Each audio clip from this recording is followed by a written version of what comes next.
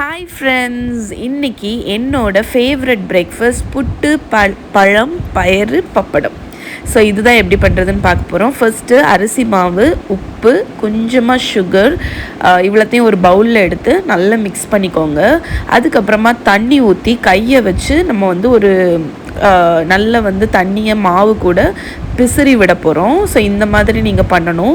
எந்த டெக்ஸ்டரில் இருக்கணும்னா இந்த மாதிரி டெக்ஸ்டரில் இருக்கணும். அதாவது நீங்கள் மாவு எடுத்து அமுக்குனீங்கன்னா அமுங்கணும், உடச்சி விட்டிங்கன்னா உடஞ்சி விடணும். ஸோ இதுதான் புட்டுக்குள்ள பதம். புட்டு குழல் எடுத்துகிட்டு அதில் தேங்காய், அதுக்கப்புறம் மாவு இப்படி லேயர் பண்ணிக்கோங்க. மாறி மாறி மூடி போட்டு புட்டு ஸ்டீமரில் வச்சு நம்ம மேல் பக்கம் ஸ்டீம் வர்ற வரைக்கும் வேக வைக்க போகிறோம். இந்த மீன் டைமில் நான் பச்சை பயிரை உப்பு போட்டு வேக வச்சு வச்சுருக்கேன்.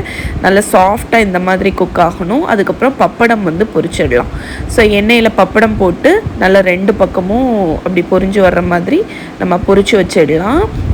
ஸோ இந்த டைமில் பார்த்திங்கன்னா புட்டு ஆல்மோஸ்ட் வெந்திருக்கும்.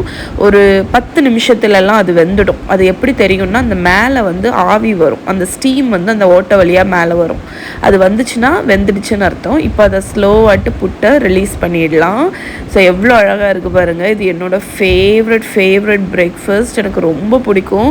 இந்த புட்டுன்னு இல்லை, ராகி புட்டு, கோதுமை புட்டு, எல்லா புட்டுமே எனக்கு ரொம்ப பிடிக்கும். ஸோ இப்போ சர்வ் பண்ணிடலாம். புட்டு, பயறு, பப்படம், பழம், அதுக்கப்புறமா கொஞ்சமாக வெல்லம் இல்லைன்னா சுகர் நீங்கள் யூஸ் பண்ணலாம். நெய் கண்டிப்பாக இருக்கணும்.